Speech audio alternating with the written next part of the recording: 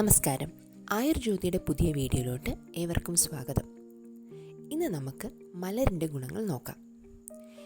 വീഡിയോയിലോട്ട് കിടക്കുന്നതിന് മുമ്പ് ചാനൽ ആദ്യമായി കാണുന്നവർക്ക് എൻ്റെ പേര് ഡോക്ടർ ജ്യോതി. ഞാനൊരു ആയുർവേദ ഡോക്ടറാണ്. ഈ ചാനലിലൂടെ ഞാൻ ആരോഗ്യ സംബന്ധമായ കാര്യങ്ങളും യോഗ, ഡയറ്റ്, ജീവിതശൈലി മാറ്റങ്ങൾ കൊണ്ട് രോഗത്തെ എങ്ങനെ പ്രതിരോധിക്കാം എന്ന കാര്യങ്ങളുമായിരിക്കും പറയുന്നത്. വീഡിയോ കണ്ടിട്ട് ഇഷ്ടപ്പെട്ടാൽ ലൈക്ക് ചെയ്യുകയും ഷെയർ ചെയ്യുകയും കമൻറ്റ് ചെയ്യുകയും കൂടാതെ ചാനലൊന്ന് സബ്സ്ക്രൈബ് ചെയ്യുകയും ചെയ്യുക. സബ്സ്ക്രൈബ് ചെയ്തതിന് ശേഷം അടുത്തുള്ള ബെൽ ഐക്കൺ അമർത്തിയാൽ ഇനി വരുന്ന വീഡിയോസിൻ്റെ നോട്ടിഫിക്കേഷൻ നിങ്ങൾക്ക് കിട്ടുന്നതായിരിക്കും. സോ ഇനി നമുക്ക് വീഡിയോയിലോട്ട് കിടക്കാം. തവിട് കളയാതെ അരി വറുത്തെടുക്കുന്നതിനെയാണ് മലർ എന്ന് പറയുന്നത്.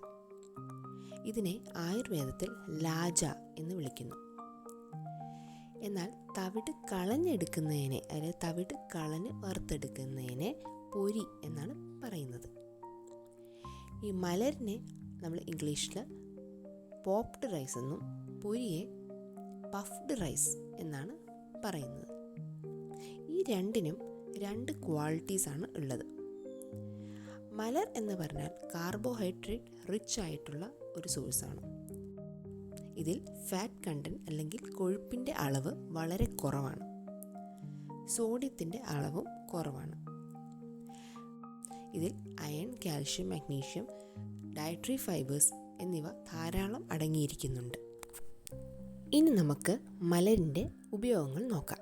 ഇതിൽ ഡയറ്ററി ഫൈബർ കൂടുതൽ അടങ്ങിയിരിക്കുന്നത് കൊണ്ട് കുടലിൻ്റെ പ്രവർത്തനം സുഗമമായി നടക്കും.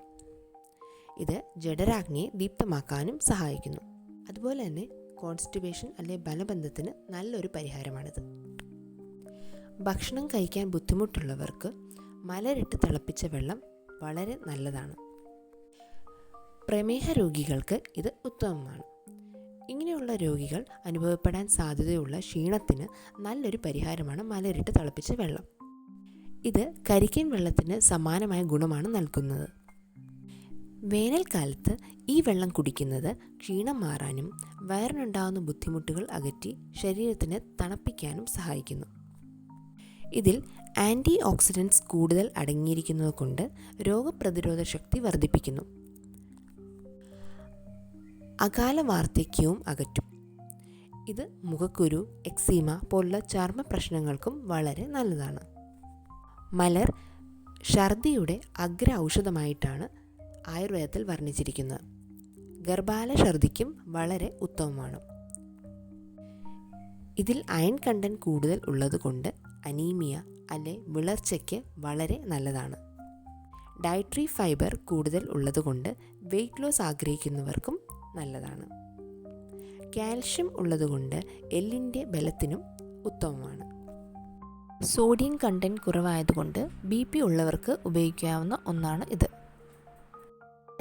മലർ കഞ്ഞിയായിട്ടും അല്ലെങ്കിൽ മലരിട്ട് തിളപ്പിച്ച വെള്ളമായിട്ടും നമുക്ക് ഉപയോഗിക്കാം. മലർ കഞ്ഞിയായിട്ട് ഉപയോഗിക്കാനാണെങ്കിൽ അതിൽ 14 ഇരട്ടി വെള്ളം ചേർത്ത് തിളപ്പിച്ച് കഞ്ഞിയാക്കണം. അതല്ല വെള്ളമായിട്ട് ഉപയോഗിക്കാനാണെങ്കിൽ 2 ഗ്ലാസ് വെള്ളത്തിൽ 1 പിടി മലരിട്ട് തിളപ്പിച്ച് 1 ഗ്ലാസ്സായി വറ്റിച്ചെടുക്കുക. ഇത്രയുമാണ് നമ്മളുടെ ഈ ചെറിയ മലരിൻ്റെ ഗുണങ്ങൾ. ഇതുപോലത്തെ കൂടുതൽ ഇൻഫോർമേറ്റീവ് ആയിട്ടുള്ള കാര്യങ്ങളുമായി അടുത്ത വീഡിയോയിൽ നമുക്ക് കാണാം. വീഡിയോ ഇഷ്ടപ്പെട്ടാൽ ലൈക്ക് ചെയ്ത് ഷെയർ ചെയ്ത് കമൻറ്റ് ചെയ്ത് ചാനലൊന്ന് സബ്സ്ക്രൈബും കൂടെ ചെയ്യണം. അപ്പോൾ അടുത്ത വീഡിയോയിൽ കാണാം. നമസ്കാരം.